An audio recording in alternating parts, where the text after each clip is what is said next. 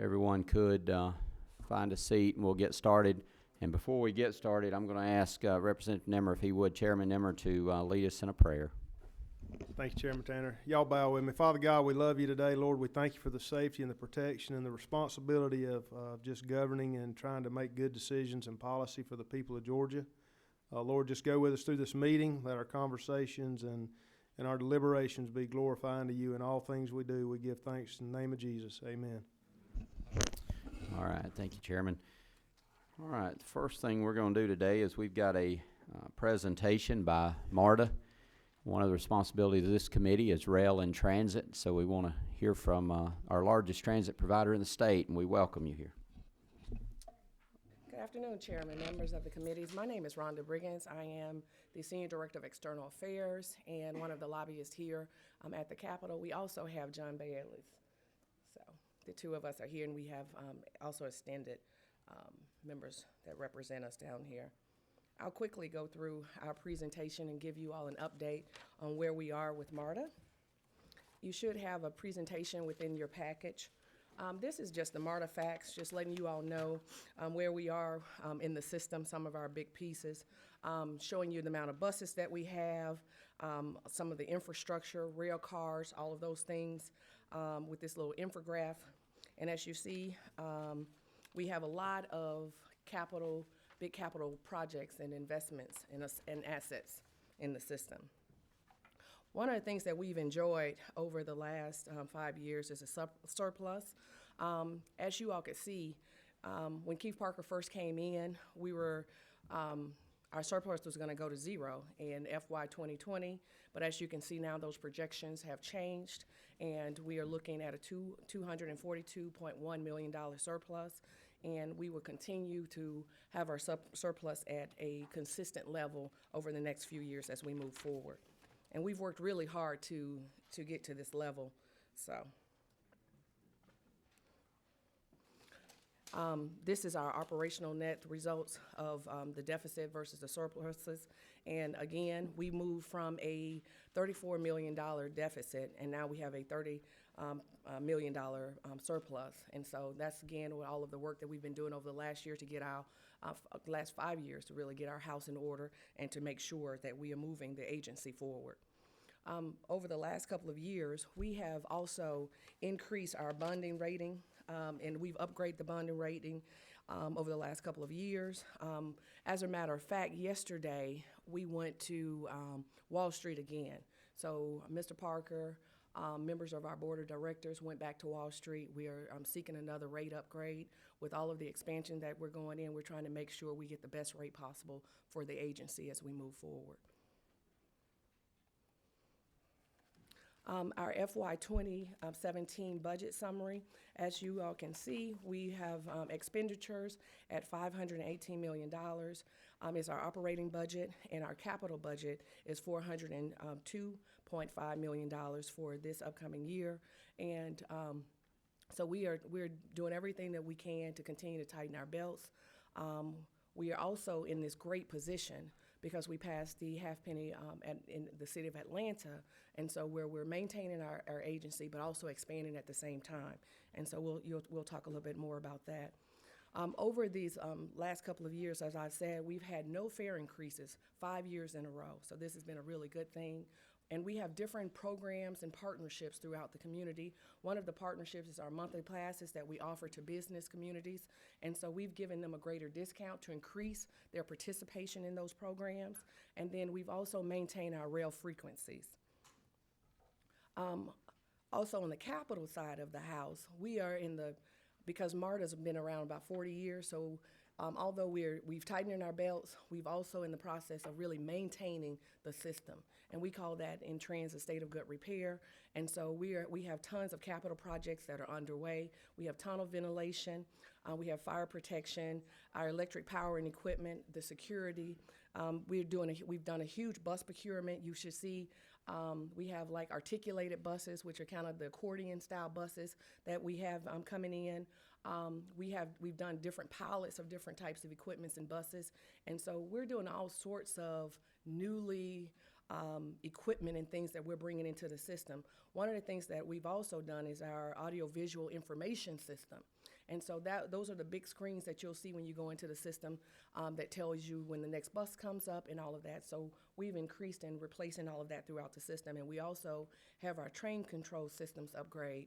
A few years back with the WMATA system in DC, they had a train control situation and issue that caused a huge accident. And so after that, there were different regulations passed to make sure that everyone have upgrades. And so we also in the process of making sure that we have the top equipment that you can in the system. This is the jurisdictional contributions that each of the jurisdictions pay into MARTA. So you'll see that the City of Atlanta is making the largest contribution, and that contribution is $133.12 million on an annual basis. Fulton County, $124.89 million.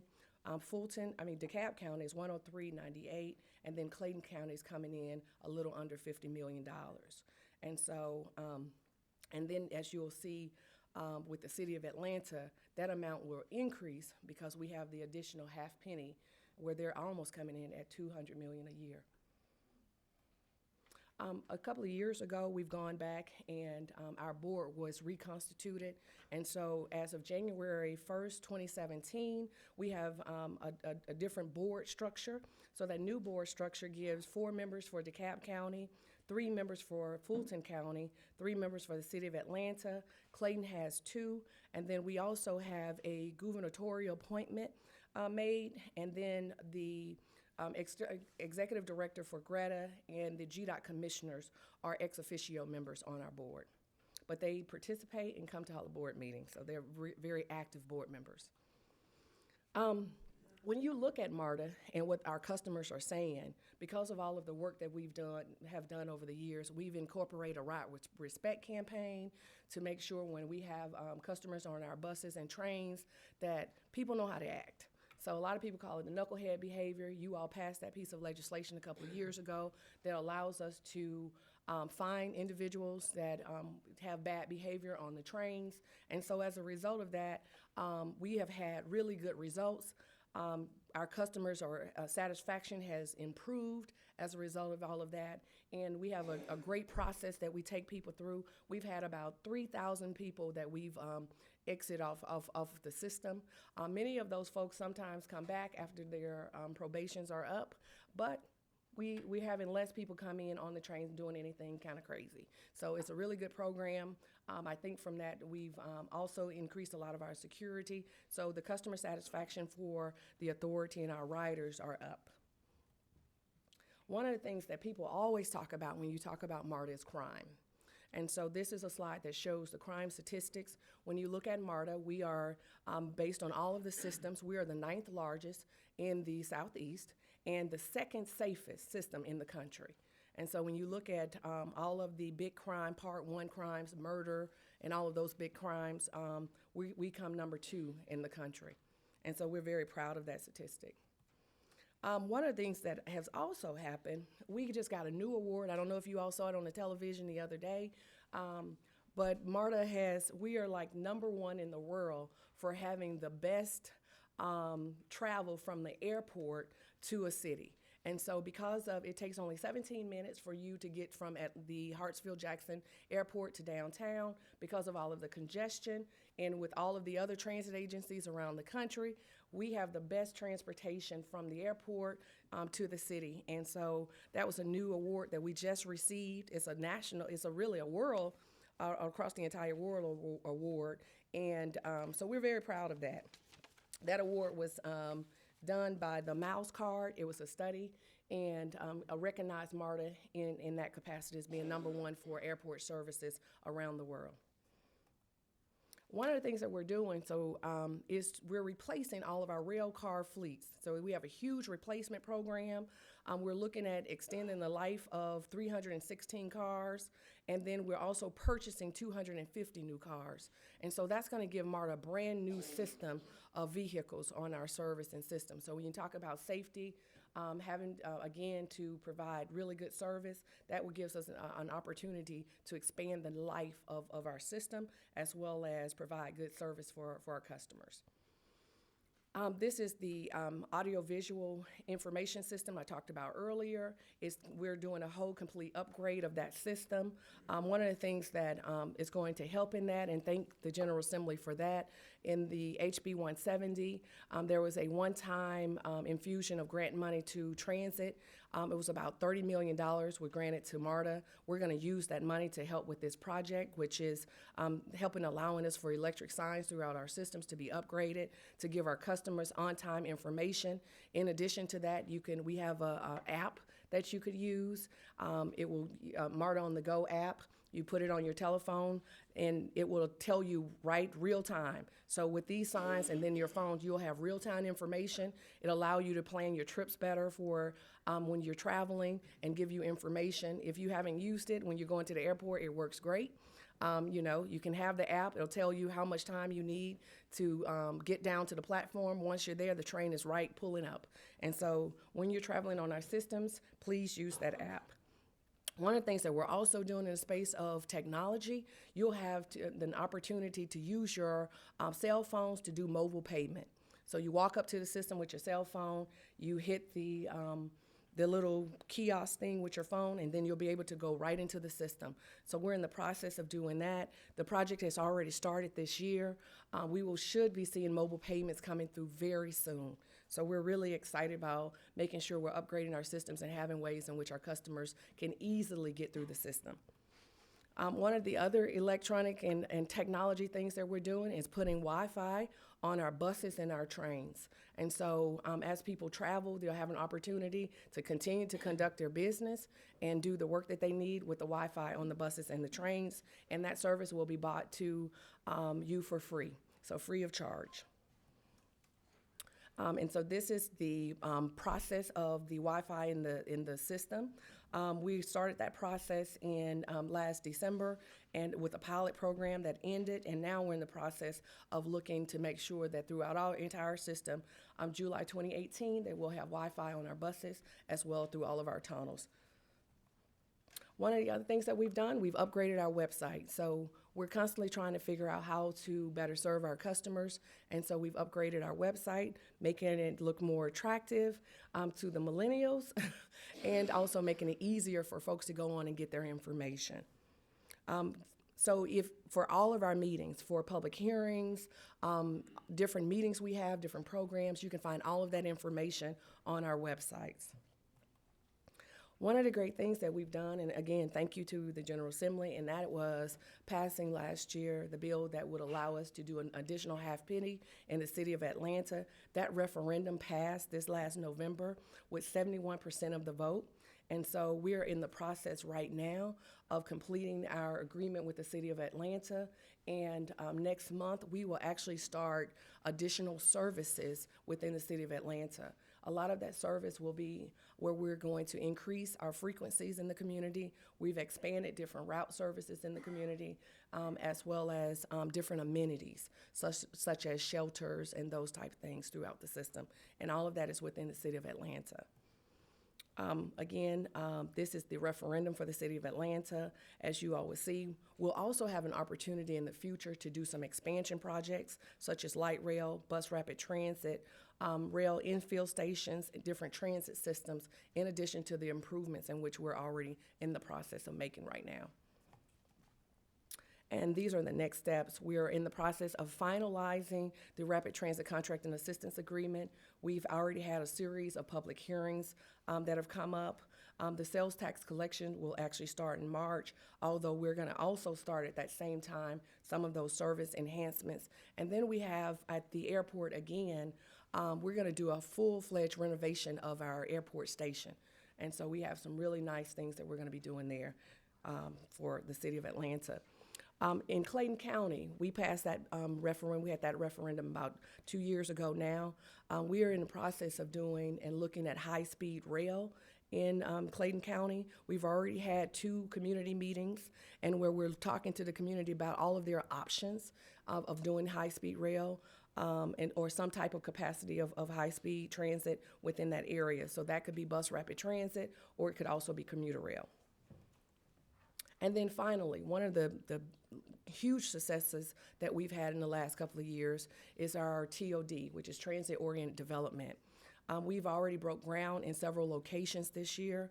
The Edgewood Candler Park area, we had a groundbreaking probably about 6 months ago. If you go over to that area, you will see cranes where MARTA has this project going, but as a result of the MARTA project, there are about 3 or 4 different developments that's going over in that area. And so that is a huge. Also, we are in the process of doing our Avondale TOD, and then we have next coming up our Chamblee TOD. We have a groundbreaking in Chamblee as well. Do we have any questions? I believe we do, Chairman Setzler. Thank you, Mr. Chairman. Appreciate your presentation. Exciting things. Wanted to ask you a couple of questions if I could. Wanted to get a sense, what was the year that the General Assembly changed the requirement that 50% of all collections for MARTA go to capital and allowed that to be able to be used for operations? What year was that? 2015. 2015, okay. What impact has that had on your ability to run surpluses? Has that been helpful to you to maintain an operational surplus, or? To be honest, no. And the reason why, we have still, although the 50-50, you all given us permission to relax the 50-50, we have still maintained where we, as a practice within the organization, have split the money, where operations, with 50 of it still being an operation side and 50 still being in the capital side. And that's because of all of those capital projects that I spoke of to maintain growth as well as stabilizing the system. And that's important to me, because I had someone come to me recently. They were at a presentation somewhere in the region, and it's probably your executive director kind of making the presentation. They came to me and they said that they made the contention that part of that was the easing of the standards. And I'm really glad to hear you say that, because to me, the capital component is so important to begin to continue to make the service relevant to more people. I'm even sensitive. I remember during the stimulus years when we were looking for shovel-ready projects, we looked at some of the things that MARTA had proposed. I was concerned that after years where funding was lean, times were tough, we didn't have new stations we could build. We were doing, in essence, cosmetic renovations. I know the airport project, I might even question, is that, I don't know the dollars, I don't know the project. I want to encourage you guys to think about infill expansion, expanding service, because there's such a temptation to do cosmetic renovations, escalators, new cars. I know we have to have safe cars and things. I think if you guys maintain just a fierce commitment to maintaining your capital budget and spending it not just on kind of the appearance of things, but expanding service. Because my concern has always been, as we talk about the metro area, people want MARTA to go more places for them. Okay. And people don't get on MARTA, at least from the suburbs, as much because it doesn't go the places that they want to go. And I want to encourage you that way, because that's a real big deal. I think over the decades that if everything in the city is interconnected by MARTA, then MARTA will become even more and more relevant, more critical resource. But the purpose of MARTA being maybe a little different than what we might have it be in the 60s and 70s as was being planned, I think in some ways handicapped its potential. Mr. Chairman, if I could ask one more question. Yes, sir. Is interoperability with the other counties. How are you all doing in working with other counties that aren't in MARTA, connecting transit options from other counties coming into town? We do so much coordination. I mean, right now, if you look at our Breeze system, all of the systems, Greta, Cobb, Gwinnett, all of those folks talk on a regular basis with MARTA. We have agency heads meeting. We meet at ARC. So there's tons of coordination that goes on a monthly basis. And so there's a lot of talking, a lot of coordination. And I couldn't say that maybe 10 years before, but today, everyone in the system, GDOT, Greta, everyone's at the table. We're constantly talking, planning, coordinating, working together. And I'd like to thank you for that success story. I sense the same thing. I thought that might be the case, because I'm a believer that we can have interoperability in the metro region, that counties well outside the urban core can have perhaps the same payment cards, can have seamless scheduling, without having one big system. I think we can have a Cobb system, a Gwinnett system, a MARTA system that almost becomes seamless to the customer that's transiting through there without having a seamless governance model. Because I think the seamless governance model is something there's a lot of resistance to, because people want to know if they need a bus line in their county that takes them from A to B, should they have to go and get permission across the region to make that happen? Or should counties maintain the ability to control their own bus routes, as it were? But when you are connecting counties on some of the big routes, you have that seamless interoperability that you've said is being very successful. Yes. That's something we could continue. All right, thank you. All right, I think Representative Williams. Thank you, Mr. Chairman. Thank you, Hunter, for your presentation. We certainly appreciate it. I just trying to do some fill-ins. Your system, MARTA, here in Atlanta is just a wee tad larger than mine down in Hinesville. So At least you have one. bear with me for a minute. Particularly Mr. Parker, over the last 5 years, I think that his leadership has gone a long ways as to where this legislature stands now in their view of MARTA. You know, turning deficits into surpluses. It's the kind of thing you can go home and talk about.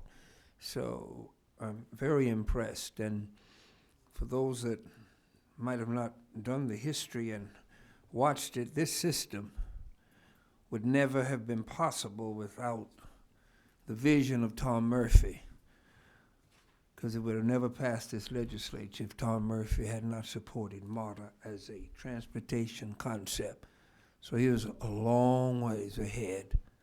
And then it took us a while. Now we're beginning to realize that we're all one big community. And at the time, while each system has its faults, I've been privileged and fortunate to have ridden just about every system from Chicago to Boston to Miami. And this is definitely the best. A lot of perceptions that are not reality, but the numbers will make some clarification.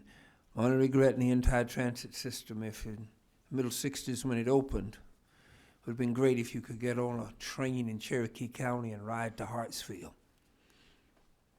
And, you know, I can get on in Niagara Falls in New York and go to Union Station, same system, but we're getting there. We got the best system, I think, in the world. And at number 2 in crime is extremely impressive to me, because that's not the perception. And I feel better on MARTA than any system in this country, and I've ridden them all. I had to fight my way off of one in New York one time, so give me MARTA. Thank you, Mr. Chairman. Thank you. Thank you. Chairman McCall. Thank you, Mr. Chairman. I don't think y'all ever make it out to where we live, but I appreciate what you do in this part of the country. I just had a question. I don't understand the difference on your handout. Oh, okay. Mhm. You have that you got 424,000 a day, but then you got 133 million passenger boardings. What's the difference between ridership and boardings? That's all I was asking. Oh, the round trip, them completing a full trip. So the full trip A full is, trip okay. versus single trip. I'm Okay. sorry. Okay, I just that's didn't okay. understand what that meant. That's Okay. okay. All right. Good question, Mr. Chairman. All right, I believe Martok Chairman Taylor. Hey, just real quickly, as Chair Martok, I've just seen such an improvement since 11. You know, it's night and day, and I'm also the daily rider of MARTA. The 3 things I just want to mention real quickly is, you know, the security upgrades, the visibility of the police, the cameras and all the buses and everything have really. There used to be a perception of MARTA was high crime, but it's very visible now, and you know the system's very safe. The other thing is it's really for Metro and some of the suburbs like where I live or Representative Hansen, it's an economic development backbone. You know, we landed State Farm in my district a couple of years ago, predicated on the fact that it had a MARTA stop, and that brought 8,000 jobs to my district. You know, predicated on that fact. You know, just to avoid the traffic and bring folks right there without having to get on the interstates. Thank you. I appreciate your presentation and appreciate what MARTA's doing for the city. Thank you. all. All right, next up on the agenda is House Bill 160. That's legislation that I'm sponsoring that we discussed last week in this meeting and had a hearing and heard from quite a few members of the public and members interested in transit in that process, and we thought it would be fitting to hear from MARTA today, our largest provider in the state, prior to taking up this transit bill. One of the overriding themes we heard last week, and I'll be happy to go over the legislation for anyone who wasn't here, but in essence what we're attempting to do is to create a transit commission that will be appointed by the governor and the speaker and the lieutenant governor. And the idea is that we would spend the next several months between now and the end of the year looking at ways to improve the state's position in helping create this regional transit, and also funding options, considering federal funding and state funding. We went over it in great detail last week, and we heard from the public. And one of the overriding themes we heard last week was people's desire to be appointed to the commission. Different individuals had an interest in being on the commission. So what I did is I went back and met with some of the individuals who will be appointing to this commission, and came up with the idea that maybe we needed to expand their appointments so that the governor, instead of having 3 members, would have 4. The president of the Senate, instead of having 5, would have, instead of having 4, would have 5. And then the House of Representatives would have 5, and give them the ability maybe to appoint some additional members to this commission. It would be easier, I think, to allow them that flexibility than us as a committee trying to pick and choose who should be on the commission other than the folks that are already named in the commission. So I would like to offer that as a substitute to this bill, and it would be LC 391527S. And I'd be glad to answer any questions that anyone might have before we proceed. Are there any questions? And again, I think most of us know that the Senate has a similar piece of legislation in the Senate that's different in its structure and makeup. I'm confident that we'll see that here in the House and in this committee, and at some point we'll probably meet in conference committee to work out any of those details. But ultimately our goal, and I think the Senate's goal, is to have a good working commission that will be able to give a serious look at how we're going to do transit in the state in the future. All right, I believe we've got number 18, Representative Deffenbaugh. Chairman, I appreciate this, and I was out of town at my son's wedding whenever you talked about this last time. And just one quick question. Is there part of this 160 that'll cover the rural areas as well? Yeah, this is primarily focused on the metro areas in the state, but not just Metro Atlanta. It's other areas in the state.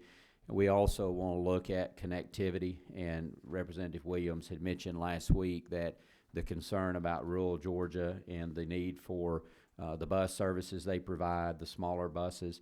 So we would definitely want to take that into consideration, because those individuals need to have a pathway to reach the larger transit system. So we would be looking at that, but the primary focus would be the metro areas. Thank you.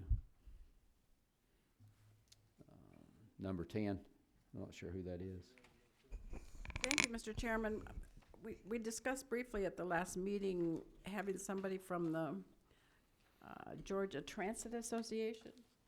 Did you consider that, or is it on here and I can't find it? It's not. We the governor's going to, we increase the governor's appointees, so the idea there is to allow the governor to make that determination who those individuals should be, and it's not the author's opinion that we want to add any particular individual, but leave it up to the governor to be able to appoint who he deems necessary. Thank you. Thank you. Any other questions? All right, if not, I think we'd be in the posture to consider, and again, the only change would be changing the numbers, LC 391527S. The only change is to increase the numbers of the appointments of the governor to 4, increase the number of the Senate to 5, and increase the number of the speaker to 5. Other than that, the bill is the same as it was presented last week, and I would entertain a motion. Oh, we have a question. Go ahead, Chairman Sessions. Thank you, Mr. Chairman. I've got a question for you, Mr. Chairman, on line 63. I just thought it warranted discussion. starting on line 63, such proposal, talking about the advisory nature of the panel, it's investigative and advisory only. It talks about a recommendation, but such proposal shall include a recommended unified regional governance structure for such mass transportation system for any such metropolitan area or areas, along with the means of funding construction and operations of mass transit or facilities. The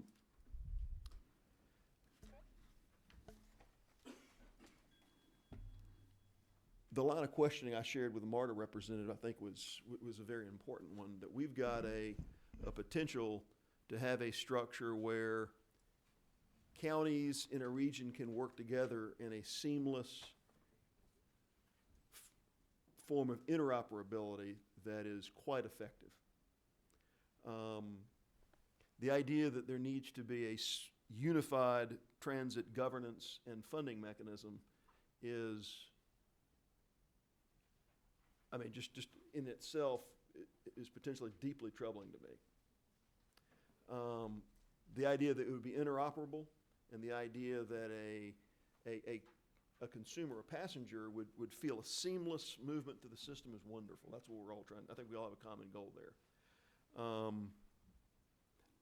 I'm just concerned with such proposal shall include a recommended unified regional governance structure, along with a means of funding. I mean, funding could be from any number of sources. That seems a little bit less committal. But I want to make sure that I understand what it is we're designating this is going to do, because I personally believe very strongly in a seamless, effective, cutting-edge, 21st century, best-in-class, interconnected system. But the idea that a county that runs a very, very good transit system, as mine does, would yield that to a regional control, I think, is a step backwards, not a step forwards, and I've got some concerns about that. All right, thank you. Would you, would it ease your concerns if that word shall was changed to may? Because I think there's a desire to look at a regional approach to transit coordination, a regional approach to funding, and at least consider that in this process, and we don't want to limit this commission's ability to do that. But I mean, as the author, I would entertain a friendly amendment that would change that word to may, so that we're still indicating we want them to consider these options, but not force that if they find at the end of this commission that that's not in the best interest of us moving forward. Yes, sir. And I appreciate that, Mr. Chairman. My concern was not so much shall include a recommendation. I think a recommendation is appropriate. I think a commission should come out with there should be an indirectedness to what they're working towards. But I think it shall include a recommended unified structure. I think there should be a recommended structure. I think after a study, a structure of what right looks like ought to emerge and ought to be very clear to people. It's just the idea that it's going to be a unified structure is a very different thing. Okay. My concern, Mr. Chairman, is the word unified as opposed to a recommended structure, which I think is appropriate. All right, thank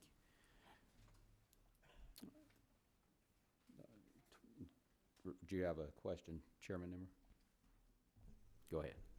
Thank you, Chairman Tanner. I think Chairman Setzler just touched on. I was just looking at such proposal shall include a recommended unified regional, and it goes on from there, government structure. But the word you pointed out that is troubling you is unified, but it's just a recommendation at the end of the day. It's not a mandate. That's correct. But what they're offering up is what you're concerned about, it being a recommendation of a unified structure instead of just here's a recommendation. Yes, sir. Let me share an analogy that seems far afield, but it's quite relevant. You think back to the days after World War II of NATO. I mean, the details that 20 countries coordinated for mutual defense came down to the calibers of ammunition. So they had interoperable ammunition across their weapons. All these fine details to defend Western Europe against a communist threat were coordinated in a way of comedy without a single unified command and control system. I'm all about NATO. I'm all about having counties that work together in a seamless, prevailing way. I have a real issue with the EU, though. I don't want us to have a transit European Union in the metro area. And I think unified is something that is fundamentally different.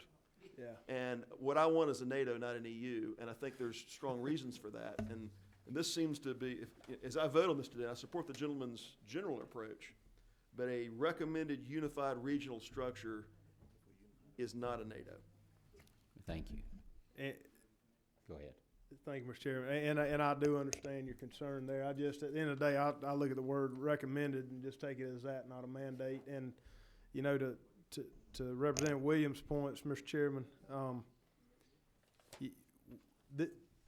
we're trying to help understand and be a governing part of something that we don't get a benefit of, and it kind of gives us heartburn in the rural parts of the state when we totally support and get behind any mass transit issues.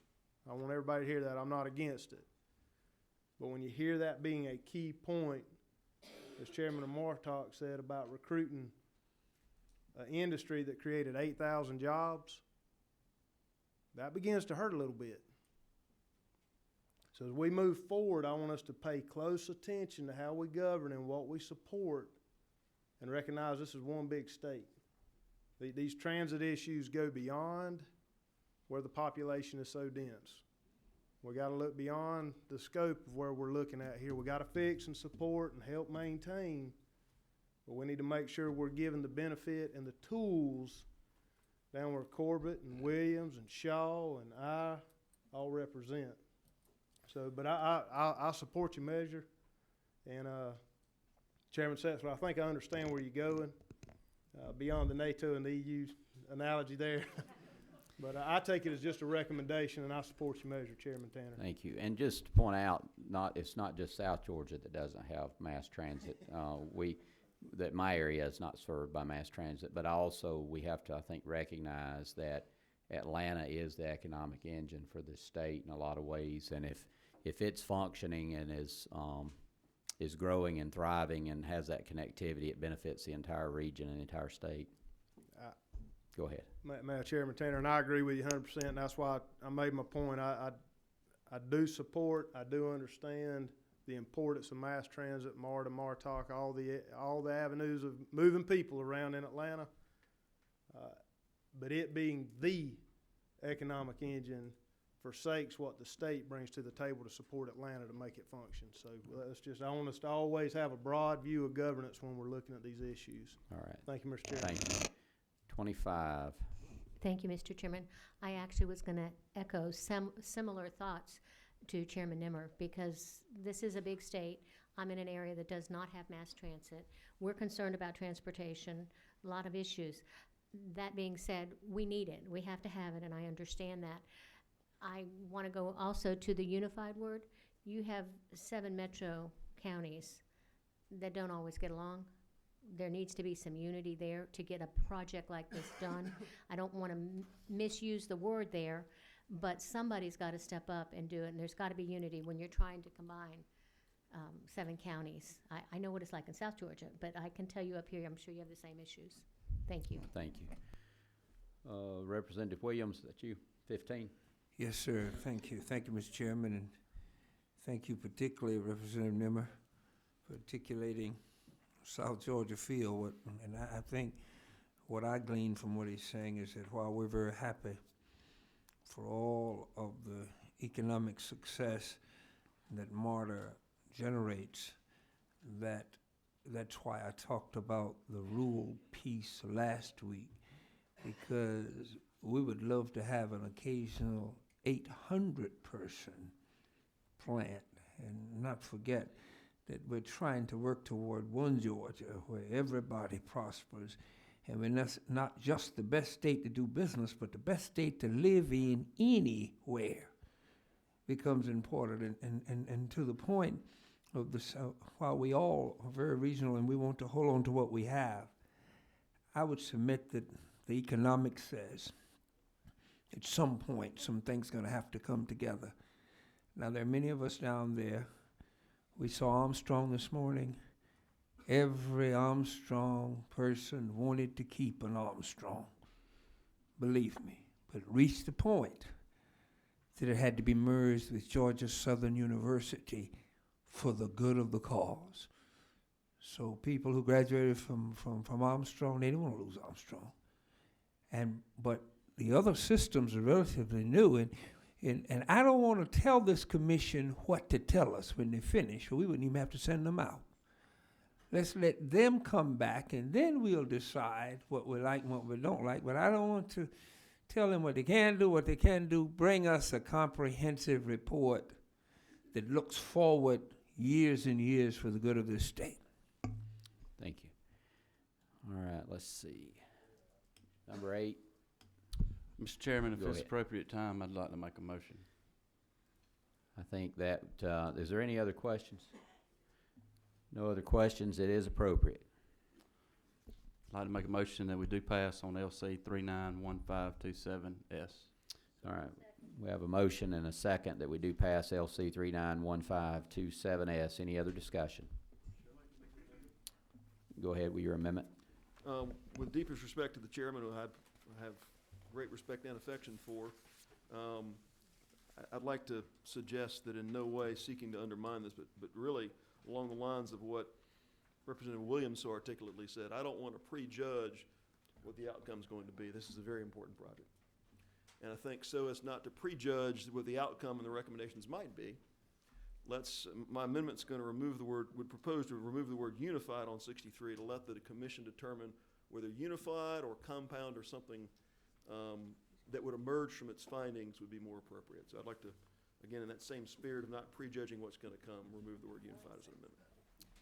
All right, we have a motion that on line 63, we would remove the line unified. Do we have a second? We have a motion and a second to remove the word unified on line 63. Is there any discussion? I would just say that the thing we have to keep in mind, the intent of this legislation, or this is, again, the commission, is to attempt to look at the state's role in trying to unify transit around the metro area, primarily the city of Atlanta.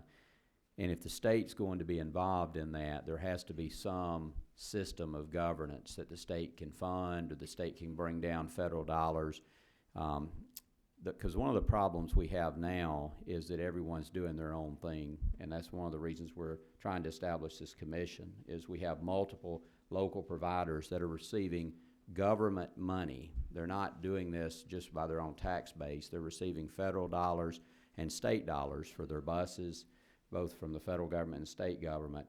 We're really no plan and no requirement to have a unified structure that they're coordinating with the other individuals. We have buses today that are meeting each other on the road, going from stop to stop.